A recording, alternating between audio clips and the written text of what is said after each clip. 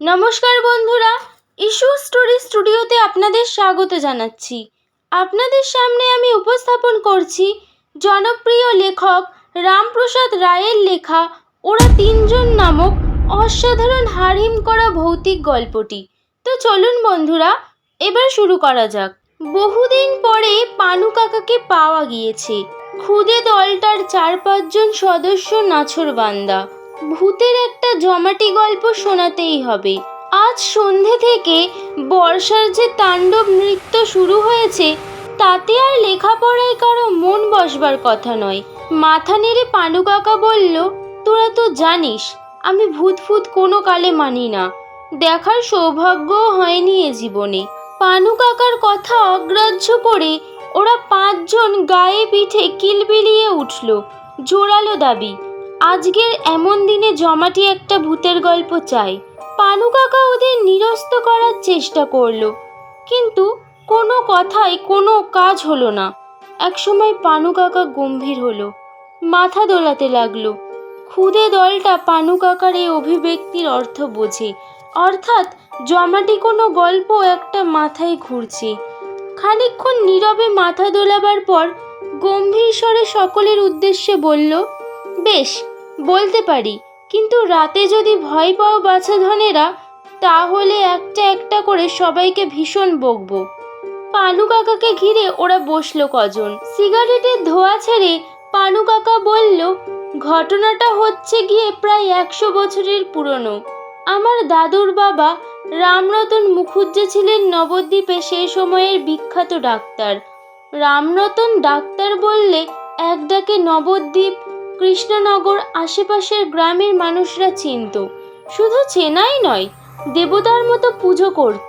রামরতন বাবু ছিলেন একজন সৎ আদর্শ পুরুষ, যেমন বিদ্বান তেমনই বুদ্ধিমান। রোগীর বিছানার পাশে এসে বসলেই অর্ধেক রোগ সেরে যেত। বহু মানুষের প্রাণ বাঁচিয়েছেন, এমনকি বিনা পয়সায় রোগী দেখেছেন। একদিন গঙ্গা পার হয়ে কয়েকজন লোক দুপুরবেলা এলো এক অসুস্থ রোগীর খবর নিয়ে। রোগী এক মহিলা, বহুদিন থেকেই তিনি অসুস্থ। সকলে ভেবেছিল সাধারণ কিছু, কিন্তু দিনে দিনে রোগীর অবস্থা খারাপের দিকে যেতে থাকে। ডাক্তার রামরতন বাবু রোগের বিবরণ শুনে তখনকার মতো একটা ওষুধ দিয়ে বললেন, এখানকার কাজ শেষ হলেই তিনি বিকেলের মধ্যেই রোগী দেখতে যাবেন। চিন্তার কোনো কারণ নেই। রোগী দেখা শেষ হতে সময় লেগে গেল। কোনো রকমে মুখে দুটো কিছু দিয়েই ছুটলেন খেয়াঘাটের দিকে। তখন বিকেল 5টা, গ্রীষ্মের সময়। সেদিনটা ছিল বৈশাখ মাসের শেষ দিন। অনেকক্ষণ থেকেই আকাশে মেঘ জমছিল। হঠাৎ আকাশ অন্ধকার করে এলো ঝড়। কালবৈশাখী শুকনো পাতা, গাছের আস্ত আস্ত ডালপালা, তার সঙ্গে যত রাজ্যের ধুলো প্রচণ্ড বেগে উড়তে লাগলো সব। নিমেষে চারদিক অন্ধকার হয়ে গেল। কিছুক্ষণ চলল এমন তাণ্ডব ঝড়। রামরতন বাবু ভারী বিপদে পড়লেন। কি হবে এখন? এই ঝড়ের মধ্যে খেয়াঘাটে পৌঁছনোই অসম্ভব, নৌকো পাওয়া তো আরও অসম্ভব। পেলেও গঙ্গা পার হওয়া যাবে না, অথচ রুগীর কাছে যেতেই হবে। একটা চালা ঘরের নিচে তখনকার মতো দাঁড়িয়ে পড়লেন তিনি। একটু পরে ঝড়টা কমলো, কিন্তু বৃষ্টি শুরু হলো। বৃষ্টিকে গ্রাহ্য না করেই রাস্তায় নেমে পড়লেন। কোনো ক্রমে খেয়াঘাটে পৌঁছানো গেল। ধারে কাছে জনপ্রাণী নেই, দিনের আলো সব ঢেকে গিয়েছে। মাঝে মাঝে চোখ ঝলসানো বিদ্যুতের আলোয় নদীটাকে দেখে বুকের রক্ত হিম হয়ে আসছে। রামরতন বাবু ফিরে যাবেন ভাবলেন, কিন্তু ফিরে যেতে মন চাইছে না। তিনি ডাক্তার, সামনে মরণাপন্ন রোগী। এই অবস্থায় পালানো ঠিক নয়, বিশেষ করে তার পথ চেয়ে বসে আছে একদল মানুষ, তিনিই তাদের সব আশা ভরসা। বৃষ্টির জোর ক্রমেই বাড়তে লাগলো। নিরুপায় হয়ে একা ওই অন্ধকারে দুর্যোগের মধ্যে দাঁড়িয়ে রইলেন। বয়স এখন 60-এর কাছাকাছি। সাঁতার দিয়ে গঙ্গা পার হওয়াও তার পক্ষে সম্ভব নয়।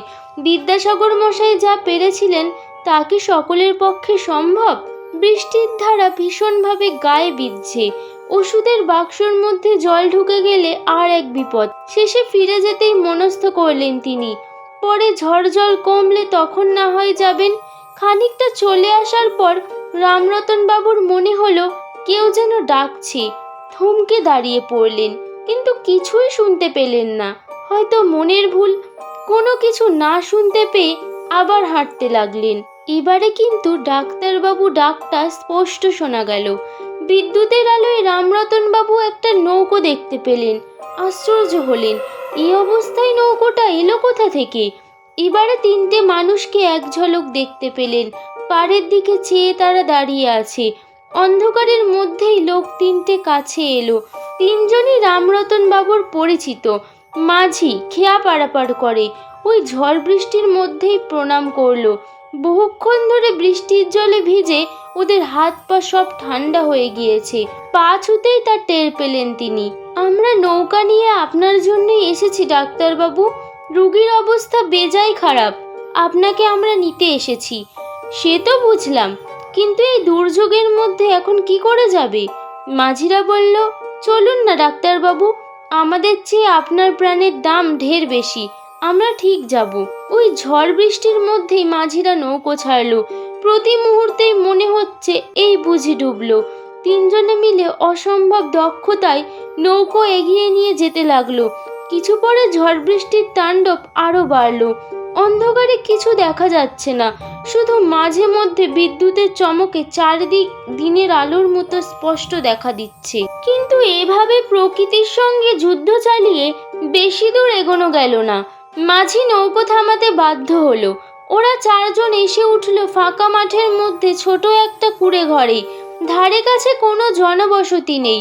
গঙ্গার পাড়, চারদিকে ধুধু মাঠ, এর মাঝে ছোট একটা কুঁড়ে ঘর। প্রয়োজনে এটা মাঝিরাই ব্যবহার করে। ওরা রামরতন বাবুকে সেখানেই নিয়ে এলো। আলো জ্বালাবার সব ব্যবস্থা আছে ঘরটার মধ্যে। তারা একটা লম্ফ জ্বালালো। ঘরের মধ্যেটা শুকনো, বৃষ্টির জল ভেতরে ঢুকতে পারেনি। ঘরটা কাঠের খুঁটি আর বাঁশের বেড়া দিয়ে তৈরি।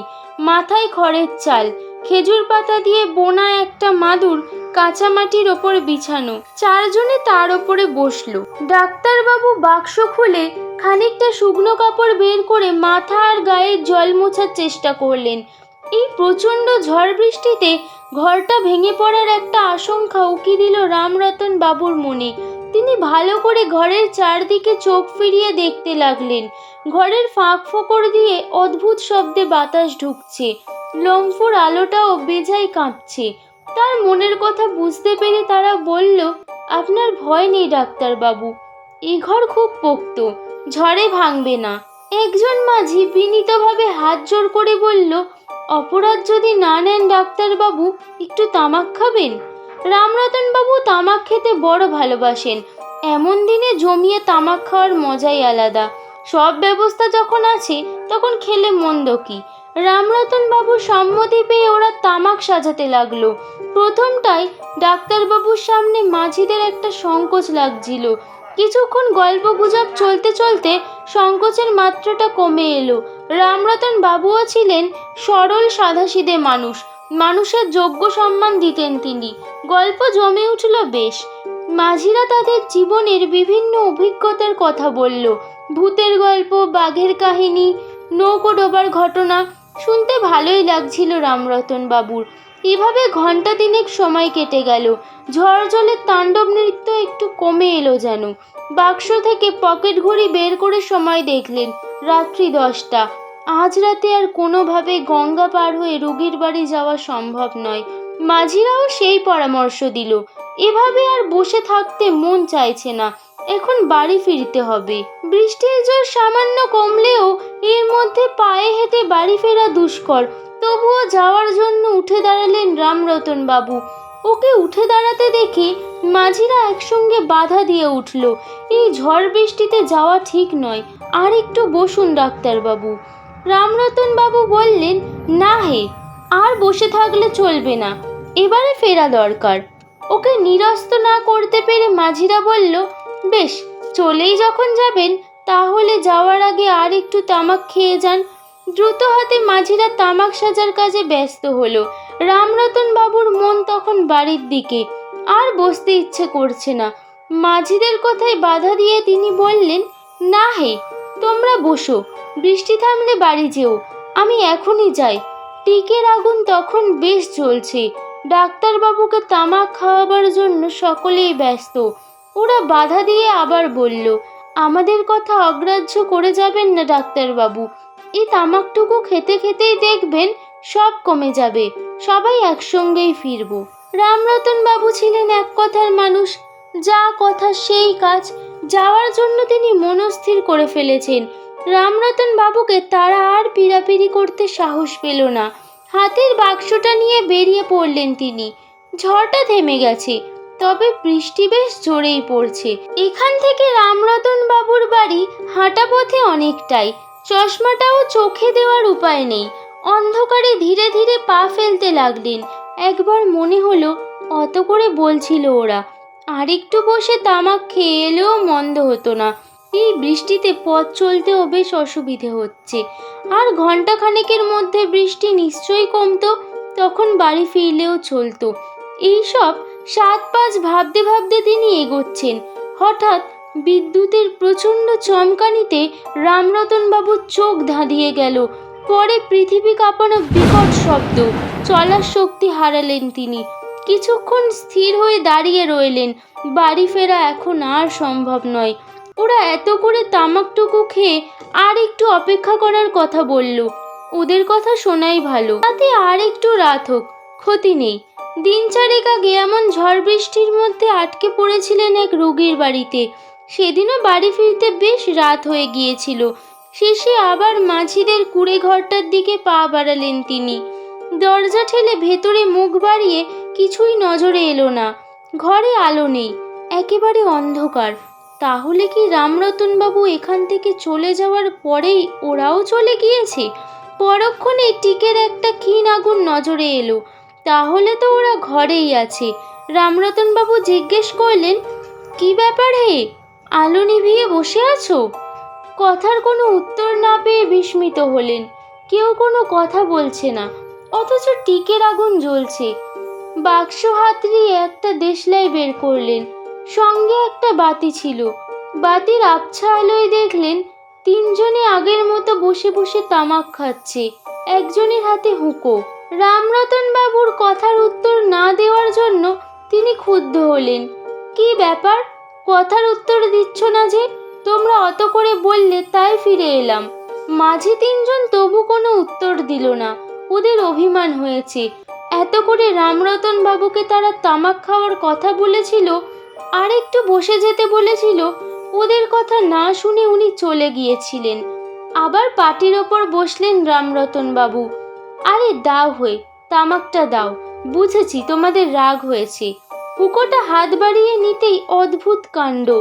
একজনের গায়ের সঙ্গে আর একজনের সামান্য ছোঁয়া লাগতেই জলজ্যান্ত বসে থাকা তিনজন মানুষ মাটিতে গড়িয়ে পড়ল। রামরতন বাবুর সর্বাঙ্গে কাঁটা দিয়ে উঠল। ঘটনাটা বুঝতে দেরি হলো না তার।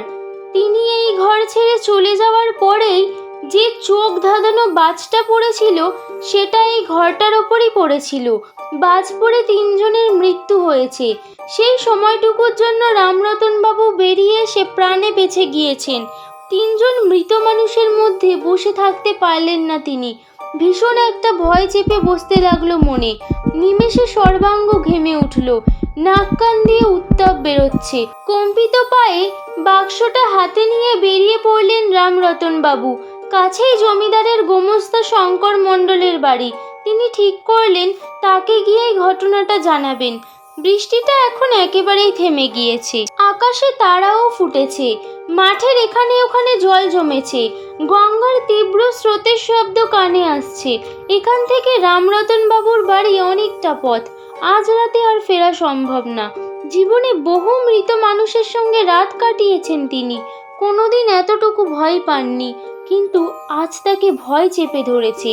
সমাদর করে বসালো গোমস্তা শঙ্কর মণ্ডল। এই দুর্যোগের রাতে রামরতন বাবুকে দেখে সে বিস্মিত। রামরতন বাবু বললেন, আজ রাতটা তিনি এখানেই কাটাতে চান। অসময়ে তার বাড়িতে আসার কারণটা জানালেন রামরতন। শুনতে শুনতে শঙ্করের চোখ স্থির।